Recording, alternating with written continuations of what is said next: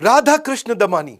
कौन है राधा कृष्ण दमानी? दलाल स्ट्रीट से डी मार्ट भारत के दूसरे सबसे अमीर आदमी बने ये पिछले साल, मुकेश अंबानी के जस्ट पीछे। वैसे आजकल तो ये चौथे सबसे अमीर इंसान है भारत देश के।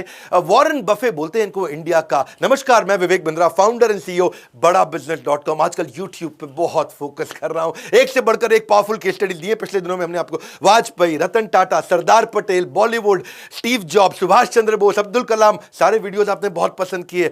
मजबूरी का नाम महात्मा गांधी आपने कमेंट बॉक्स में बोला था ना, उसमें तो मैं जरूर बनाऊंगा। इसके अलावा क्या देखना चाहते हैं? मैकडॉनल्ड्स पे या मारवाड़ी इतने अमीर कैसे बने?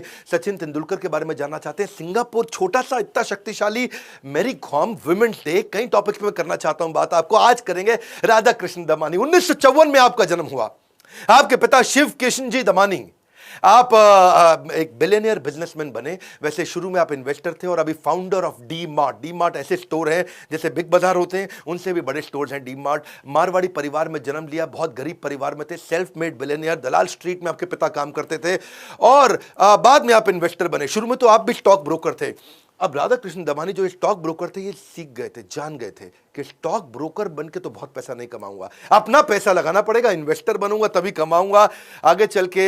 इनफैक्ट राकेश झुनझुनवाला भी इनको अपना गुरु मानते थे। राकेश झुनझुनवाला के बारे में आप सब जानते ही हैं। Who do you count among your mentors in the market? Mentor is only one, Mr. Radhakrishnan, because primarily I have learned trading from him. Founder and chairman, चौथे सबसे अमीर आदमी, अंबानी, अडानी और शिवनाडर के बाद केवल व्हाइट शर्ट, व्हाइट पजामे में रहना, सिंपल जीवन जीना, मिस्टर व्हाइट के नाम से पहचाने जाते हैं। किसी पब्लिक गैदरिंग में नहीं मिलते।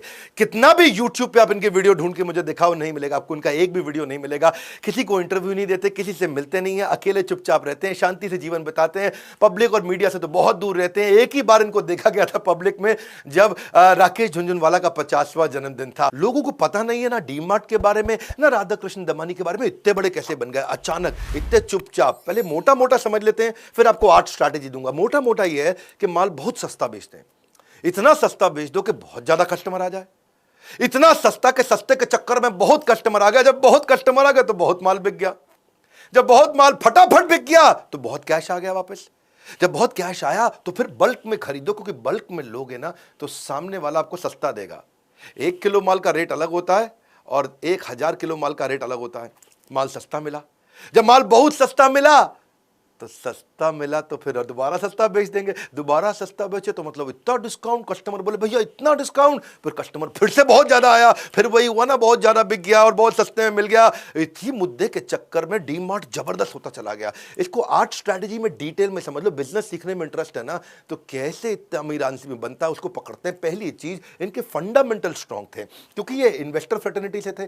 किस कंपनी में पैसा लगाऊं, कौन सी कंपनी बढ़िया होती है, ये समझ चुके थे, इसीलिए इनको फायदा हुआ। स्टॉक मार्केट का जो इन्वेस्टर होता है ना, उसको एडवांटेज ये है कि जब वो बिजनेस में घुसता है तो उसकी समझ अच्छी होती है। या जो बिजनेस बहुत कर रहा हो वो स्टॉक मार्केट में घुसे, उसकी में समझ अच्छी होती है। राधा कृष्ण दमानी इन्वेस्टर होने के कारण ये जानते थे कि इन्वेस्टर्स में पॉजिटिव और हेल्दी सेंटिमेंट में कैसे बिल्ड करूंगा, उनको रिटर्न ऑन इक्विटी अच्छी कैसे दूंगा और स्ट्रैटेजिक बिजनेस मॉडल कैसे बनाऊंगा।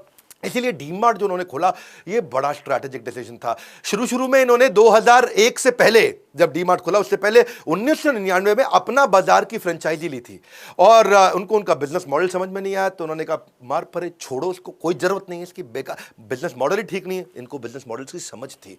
फिर ये चले गए असल में यूएस। वहां जाके वॉलमार्ट को समझ में आए डिटेल में, खूब वॉलमार्ट को सीख साख के भाई दुनिया की इतनी वैल्यूएबल रिटेल कंपनी कैसे बनी। इंडिया आए और अपनी हाइपर मार्केट चेन खोल दी, डी मार्ट। ये 2002 में उन्होंने खोली। 2002 से 2010 तक केवल 25 स्टोर और आज 200 स्टोर। ये अचानक कैसे हुआ? बाद में इतना तेज ग्रोथ कैसे लिया? 2017 में ये आईपीओ भी लेकर के आया। 1870 करोड़ का आईपीओ इतना बड़ा हिट हुआ कि 114% का प्रीमियम मिल गया और आज की डेट में तो 2 लाख करोड़ का इनका मार्केट कैप हो चुका है। फंडामेंटल जो सीखे ना, वहीं से सारी बातें। पहली बात है, धंधे का फंडामेंटल सीखो। आपको भी सीखना है। आप हमारे बोर्डलाइन नंबर पर फोन करो, हम फंडामेंटल इतना मजबूत सिखा देते हैं कि बिजनेस में आप फेलियर प्रूफ बिजनेस बिल्ड करते हो।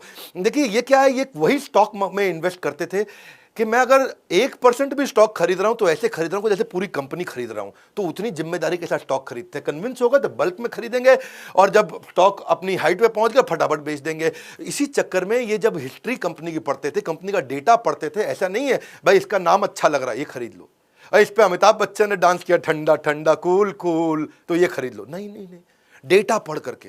उसी वही सब डेटा को उन्होंने अपनी कंपनी में डाला। भाई पीई रेशियो अच्छा होना चाहिए, पूरी एंटरप्राइज वैल्यू की इबिट्टा के साथ कंपैरिजन, या नेट मार्जिन, या रिटर्न ऑन कैपिटल एम्प्लॉयड, या ईयर ऑन ईयर ग्रोथ कैसी हो रही है, क्वार्टरली फाइनेंशियल रेशियो कैसे, ये सब चीज़ें सीख जाता है। जब आदमी फंडामेंटल सीखता है तो कंपनी की वैल्यू को करेक्टली समझ पाता है। और इसीलिए ये क्वालिटी स्टॉक को सस्ते में खरीदते थे। एक टाइम पे तो एचडीएफसी के भी ये सबसे बड़े शेयर होल्डर बन गए थे।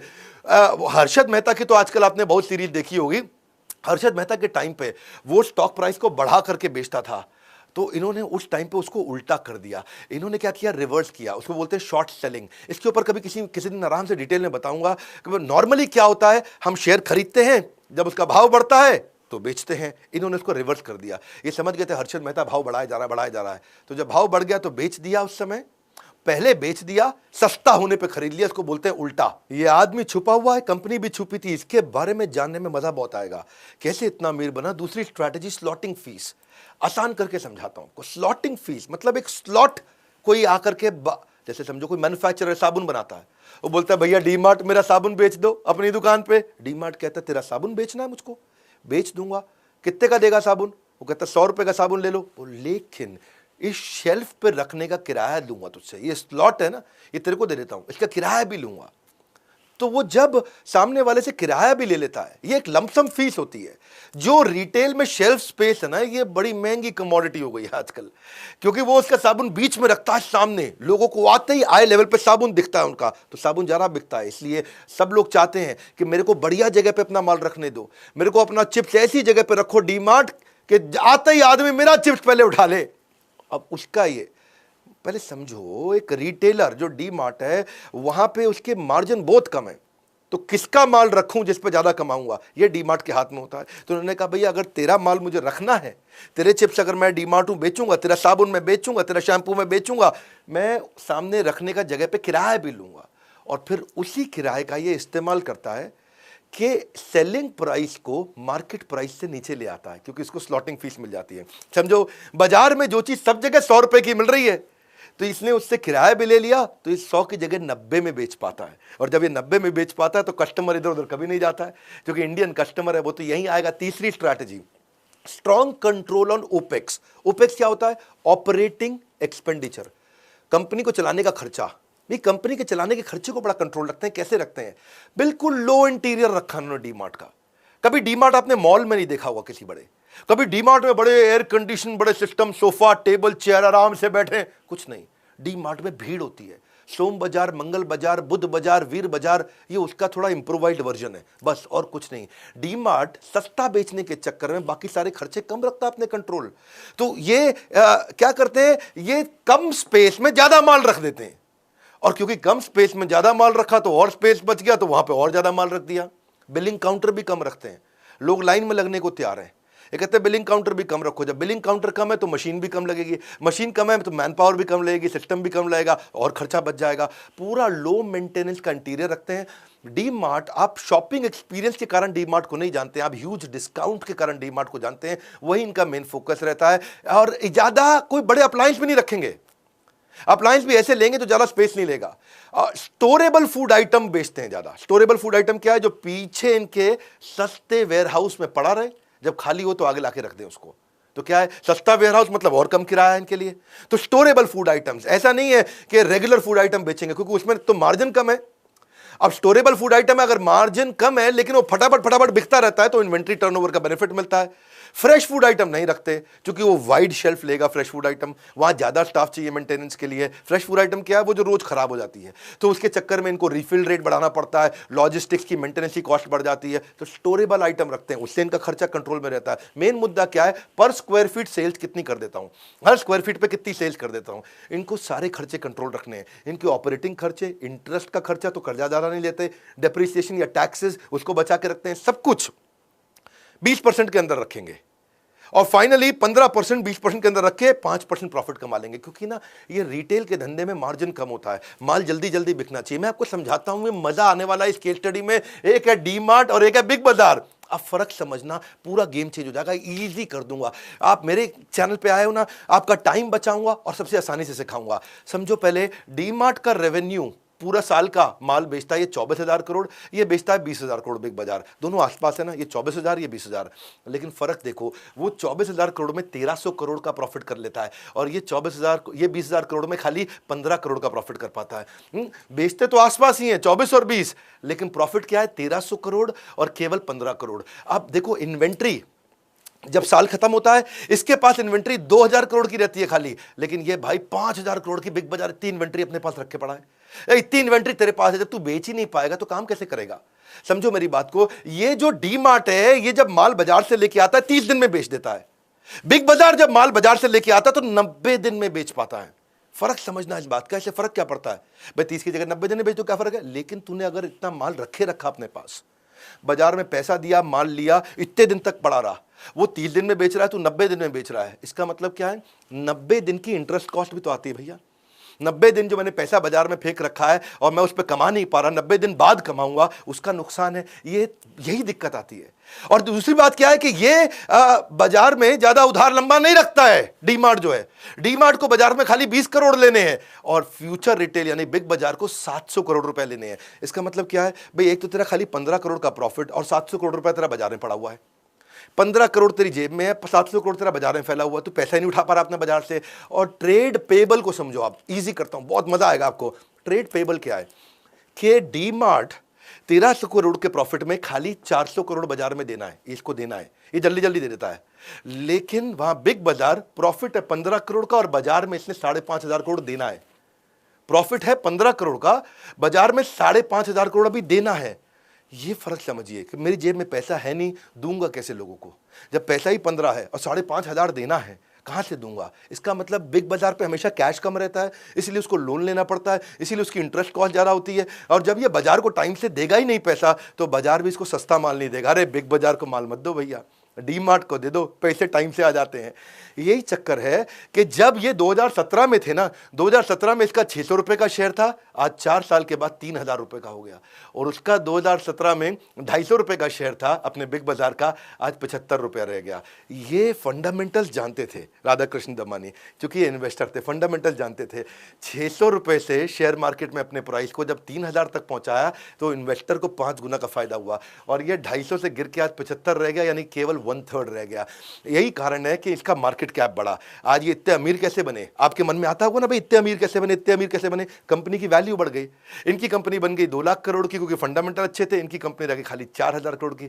4,000 करोड़ और 2 लाख करोड़ बहुत फर्क है ना? ये फंडामेंटल जब अच्छे रखोगे ना, जब आप फंडामेंटल सीख जाओगे बिजनेस के, तो फेलियर प्रूफ बन जाएगा। रियल बिजनेस किया राधाकृष्ण दमानी ने, है जी। इनके इतने गरीब थे, मुंबई में एक कमरे से निकले थे और आज भारत के दूसरे या चौथे, कभी दूसरे कभी चौथे, आजकल चौथे नंबर पे चल रहे हैं, चौथे सबसे अमीर आदमी हैं। आप फंडामेंटल सीखो, हम आपको सिखाते हैं ना, working capital, finance for non finance, legal, execution कैसे करते हैं, ऑपरेशंस कैसे बिल्ड होगा, ईआरपी की टेक्नोलॉजी, $0 मार्केटिंग, बिजनेस ऑटोमेट कैसे होगा, स्टार्टअप कैसे शुरू करते हैं, fund raise, how to sell, human resource, e commerce, business के बारे में सब कुछ सिखाना, आसान भाषा में, Hindi videos, customer service, hand holding support, passive income, export import, customer relationship management, debt management, stock market, ये सारे कोर्सेज हम आपको सिखाते हैं जिससे आप ग्रोथ लेते हैं। चलो वापस आते हैं डी मार्ट पे फिर से। चौथा स्ट्रैटेजी क्या है? Partner with the partner. Partner के साथ पार्टनरशिप पूरी निभा लो ताकि परचेज प्राइस हमेशा ही कम रहे। देखो 2 तरह के डिस्काउंट लेते हैं। तू तेल साबुन शैंपू बेचता है, मैं डी मार्ट में तेरा सारा माल बेच दूंगा, लेकिन मेरे को 2 डिस्काउंट चाहिए। पहला डिस्काउंट क्या? तुझे पैसा जल्दी दूंगा इसलिए मुझे कैश डिस्काउंट दे दे। दूसरों से सस्ता माल चाहिए मुझको, दूसरे लोग कब पेमेंट देंगे, मैं अभी दे रहा हूं, कैश डिस्काउंट दे। और दूसरा है वॉल्यूम डिस्काउंट। वॉल्यूम डिस्काउंट क्या है? मैं ज्यादा माल खरीदता हूं इसलिए मैं ज्यादा डिस्काउंट लूंगा, है जी। बताया था ना अभी आपको, 1 किलो का रेट अलग है, 1,000 किलो का रेट अलग होता है। बेसिकली फर्क क्या है? जो डी मार्ट का क्रेडिट साइकिल है, वो डी मार्ट 7 दिन के अंदर अपने सप्लायर को पैसा दे देता है। अगर उसे आज सोमवार को मैंने सामान लिया, तुम्हारा तेल साबुन शैंपू, अगले सोमवार तक पैसा ले जाओ, कुछ 1 हफ्ता कुछ भी नहीं होता। जबकि बाकी लोग सारे के सारे, रिलायंस जैसे लोग, ये 30 दिन में पैसा वापस करते हैं। और दूसरी तरफ आप बिग बाजार को देखो, वो 90 दिन तक पैसा लटका के रखता है सामने वाले का। अब जितना भी मैन्युफैक्चरर है वो सब क्या कहता है? अरे इसको दे दो भैया डी मार्ट को, पैसा तो सुरक्षित है, फटाफट वापस आता है। और ये कैश डिस्काउंट ले लिया इन्होंने, और इससे इनकी फिर प्राइस और कम हो जाता है। प्राइस और कम होता है। मेन मुद्दा क्या है? Good product at great value. और वहीं से सारी फायदा होता है, क्योंकि देखो इन्होंने वैल्यू रिश्ता बना लिया सप्लायर के साथ में। जब रिश्ता बन गया सप्लायर के साथ में, ये शुरू से ही अपना बाजार के टाइम से रिश्ता बनाना जानते थे, क्योंकि ये जानते हैं भैया अगर इससे रिश्ता नहीं बनाऊंगा सप्लायर से तो ये टाइम से माल नहीं देगा और फिर खर्चा भी मेरा बढ़ जाएगा, कॉस्ट भी बढ़ जाएगा। पर इसी चक्कर में जब मैन्युफैक्चरर से सीधा रिश्ता बन गया तो मिडिलमैन भी खत्म हो गया, क्योंकि सीधा मैन्युफैक्चरर से माल लिया। अब जब सीधा मैन्युफैक्चरर से माल लिया तो डिस्ट्रीब्यूटर की कॉस्ट भी बच गई, होलसेलर की कॉस्ट भी बच गई, सीधा मैन्युफैक्चरर से रिटेलर, दोनों कॉस्ट बचने से मैन्युफैक्चरर को भी तो फायदा है, उसको अब होलसेलर को कमीशन नहीं देना, डिस्ट्रीब्यूटर को कमीशन नहीं देना, उसको भी फायदा हो गया। क्विकली पांचवी स्ट्रैटेजी, इस पांचवी स्ट्रैटेजी क्या है? स्पोरैडिक स्पाइक, अचानक बहुत ज्यादा सेल, या सस्टेन्ड सक्सेस, लगातार सेल्स। दोनों में बड़ा फर्क है। स्पोरैडिक मतलब ऊपर नीचे, जैसे बिग बाजार में होता है 26 जनवरी पे बहुत सेल हो गई, 15 अगस्त पे बहुत सेल हो गई, थोड़ा दिवाली के आसपास बहुत सेल हो गई, बाकी टाइम मक्खी मार रहे हैं।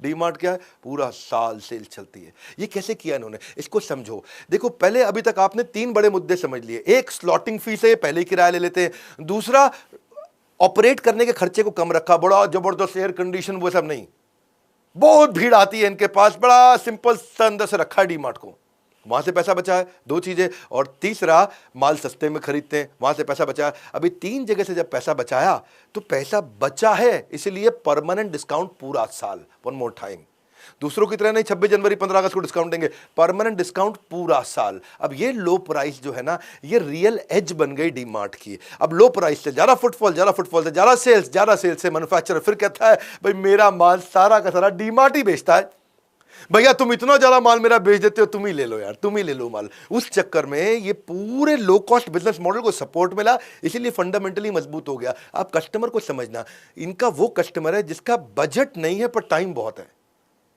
वो कहते हैं डीमार्ट में भीड़ ज्यादा है, मुझे कोई दिक्कत नहीं है, लाइन में लगना पड़ता है, मुझे कोई दिक्कत नहीं, माल तो सस्ता मिलता है ना। अब 30, 40, 50, 60, 70 हजार रुपये महीना कमाने वाले आदमी के पास टाइम होता है, संडे को पूरी छुट्टी मिलती है, पूरा टाइम लगाने को तैयार है। लेकिन जिसका बजट ज्यादा है लेकिन टाइम बिल्कुल नहीं है, वो शॉपर स्टॉप पे जाता है।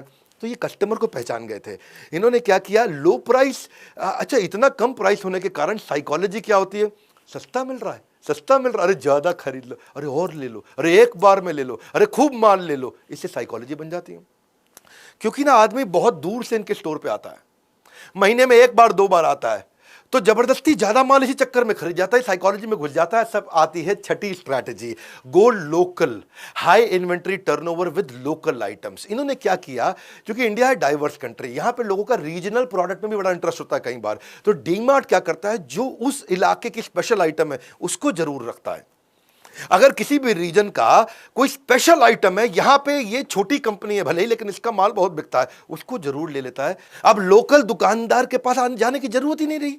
भाई मान लो माधुरी नमकीन अचार पापड़ है, वो कोलकाता में बहुत चलता है, ये रख लेगा। हीरालाल नमकीन अचार पापड़ राजस्थान में बहुत चलता है, ये रख लेगा। जेठाबाई मसाला पापड़ मध्य प्रदेश में फेमस है, तो ये रख लेगा। XXX washing powder detergent soap Telangana में बहुत फेमस है, तो रख लेगा। शिवोहम चिप्स नमकीन ये बिस्किट ये कोलकाता में बड़ा फेमस है, रख लेगा। नंदी फ्राइम्स पापड़ साबुदाना ये कर्नाटका में बहुत फेमस है, तो ये रख लेगा। 7वीं स्ट्रैटेजी, ई कॉमर्स बहुत आया फिर भी बचे रहिए। ई कॉमर्स ने बहुत मार्केट को खराब किया, ऑनलाइन लोगों ने ऑर्डर करना शुरू किया, ये बचे रहे। उसका कारण क्या है, audience suited for brick and mortar. इन्होंने वही ऑडियंस के लिए अपने हाव भाव वेशभूषा, अपने ब्रांड को उन्हीं ऑडियंस के लिए बनाया जो खरीदेगा ही दुकान पे आके।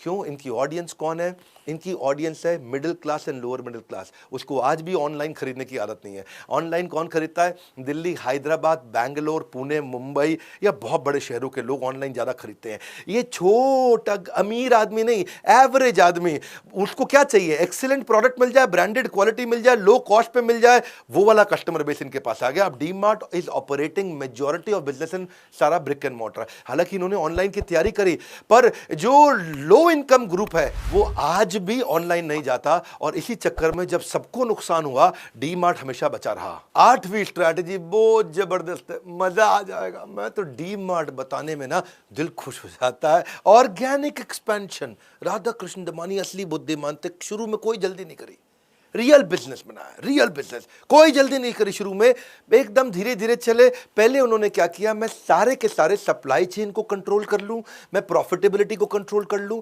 हर स्टोर को पहले प्रॉफिटेबल बना दूं, बाद में एक्सपैंड करूंगा। इसलिए वो पूरा कंट्रोल लेकर के आए। पूरे 17 साल में आज तक एक भी साल ऐसा नहीं गया जब डीमार्ट ने प्रॉफिट नहीं बनाया हो। आज तक एक भी इनका स्टोर बंद नहीं हुआ। आज तक इनका एक भी स्टोर में सामान स्टॉक कम नहीं पड़ा। आज तक एक भी स्टोर इंडिविजुअली कभी लॉस नहीं किया। ये कैसे किया इन्होंने? अब आते हैं असली गेम चेंजर। एक और 80% स्टोर इनके खुद के हैं, यानी कि वो प्रॉपर्टी इनकी खुद की है। ये कोई भी स्टोर को शहर के अंदर नहीं खरीदते, थोड़ा बाहर खरीदते हैं, सस्ती प्रॉपर्टी पे खरीदते हैं, ताकि थोड़ा दूर तक आदमी आए। वो तभी आए जब वो बहुत सारा सामान लेना हो उसको। ये भी इनकी स्ट्रैटेजी है। गली मोहल्ले की दुकान तो आदमी पास में थोड़ा सा ले आता है, इनके पास जब आता है सस्ता देखता है, दूर तक आता है, बहुत ज्यादा लेता है। मुद्दा क्या है, ये कर्जा नहीं लेते तो इनके फाइनेंशियल स्ट्रांग होते हैं। अब इनकी प्रॉपर्टी खुद की है तो वहां रेंट नहीं देना तो रेंट का आउटफ्लो नहीं होता। इतना बड़ा एरिया उसका रेंट नहीं जाएगा तो कैश फ्लो इनका मजबूत रहता है। और यही सारे पैसे को ये अपने स्टोर को दोबारा खरीदने में इस्तेमाल करते हैं। सबर्बन एरिया में है, जमीन सस्ती पड़ेगी। जिन दिनों 2002, 3, 4 में प्रॉपर्टियां सस्ती रही, तब शुरुआत इन्होंने करी थी। पहले 8 साल में 25 स्टोर खोले, अगले 8 साल में 175 स्टोर खोले। आप सोचोगे कि भाई ये सारे के सारे स्टोर खुद के खरीदे, मेरे पास तो पैसे नहीं, मैं कैसे करूं? सीखने की बात है। मेरे चैनल पे आए हो, सीखोगे। आप ऐसे समझो कि अगर राधा कृष्ण दमानी कोई स्टोर खोलते हैं और खोलने में 3 लाख रुपए लगता है, तो उन्होंने पहला स्टोर 3 लाख रुपए लगा के खोल लिया और हर साल वो स्टोर 1 लाख रुपए बचा के देता है मुझको। तो पहले साल उस स्टोर से 1 लाख मिला, दूसरे साल 1 लाख और मिला, तीसरे साल 1 लाख और मिला। तो 3 साल के बाद जाके इनके पास 3 लाख रुपए फालतू बचे। तब जाके इन्होंने दूसरा स्टोर खोला, क्योंकि अब 3 लाख रुपए बचे। नया स्टोर खोलने में 3 लाख लगते थे। अब टोटल कितने हो गए जी? 2 हो गए पहले साल में। फिर 3 साल के बाद 2 स्टोर हुए, आराम से खोले।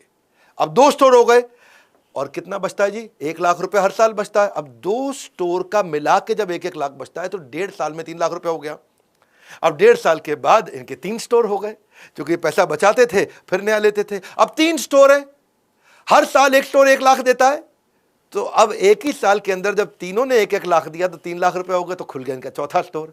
ऐसे करते करते इन्होंने, जब इनके स्टोर बढ़ गए और इनके 50 स्टोर हो गए, और 50 स्टोर 50 लाख रुपए अगर कमा के दे रहे हैं मुझको, तो कम से कम 16 स्टोर उस साल खुलेंगे। इसीलिए इनके शुरुआत में इन्होंने कम खोले, बाद में इन्होंने बहुत तेज खोले, क्योंकि जो पैसा कमा के लेके आते थे उसी से खरीद लेते थे। तो ना बाद में हमारे को देना है किसी को रेंट, और ना बाद में किसी को लोन का देना इंटरेस्ट। इससे हो गया ऑर्गेनाइजेशन और मजबूत। ये जानते थे कि over a period of time growth आएगी, तभी तो 2002 के बाद 2017 में आईपीओ लॉन्च किया। शुरू में नहीं किया, पूरी वैल्यू बिल्ड करी। यही बात है कि जब 2009 की में इसकी जो सेल्स थी वो केवल 600 करोड़ थी, और आईपीओ के टाइम पे ये 12,000 करोड़ हो गई। 2009 में इनका प्रॉफिट खाली 5 करोड़ था, आईपीओ के टाइम पे ये 500 करोड़ हो गया। ये है वैल्यू बिल्ड करना अपने बिजनेस के अंदर। फंडामेंटल मजबूत है तो आदमी कुछ भी कर सकता है। यही हमने कुछ नहीं छोड़ा फंडामेंटल सिखाने के लिए। ये हमने ना इसी पे समय लगाया आज तक सारा। क्यों हम इतने बढ़िया बढ़िया केस स्टडी देते हैं। इनको अगर डिटेल में सीखना चाहते हो, brand management, family run business, process develop कैसे करोगे, डिजिटल कैसे जाओगे, बिजनेस आइडियाज कैसे बिल्ड करोगे, ऑनलाइन रेपुटेशन कैसे तैयार करोगे, बिजनेस को ऑटोमेट कैसे करोगे, रिटेल मैनेजमेंट, इंटेलेक्चुअल प्रॉपर्टी, हमने स्टेप बाय स्टेप जाते हुए हजारों वीडियोस के साथ, फ्रेमवर्क के साथ, रीडिंग मटेरियल के साथ सीरियस आदमी के लिए अमृत बना दिया। बोर्ड लाइन नंबर है आपके लिए 9810544443। फोन करिए, पता करिए। एक बात बताऊं, वीडियो को जरूर शेयर करिएगा सबको, और नीचे कमेंट बॉक्स, मेरा आपका रिश्ता है इस कमेंट बॉक्स में। अब तो मैं वही वीडियोस बनाता हूं जो आप मुझे बताते हैं बनाने के लिए। रियल वैल्यू क्रिएट कर रहे हैं आपके लिए। मैंने कसम खाई, आपका टाइम बचा करके राइट वैल्यू दूंगा आपको, कंटेंट की ऐसा दूंगा जो कहीं नहीं मिलेगा। Animated, super solid, super fast. हमारे साथ जुड़े रहने के लिए, इस वीडियो को सोच के कौन से दोस्त को काम आएगा शेयर करने के लिए लाइक इसलिए करिए क्योंकि फ्री में भी तो इतना कंटेंट देते हैं, उत्साह बढ़ता है। अगर नए आए जरूर सब्सक्राइब करिए। हमारे साथ जुड़े रहने के लिए आप सबका हृदय की गहराइयों से प्रेम पूर्वक मुस्कुराहट से धन्यवाद।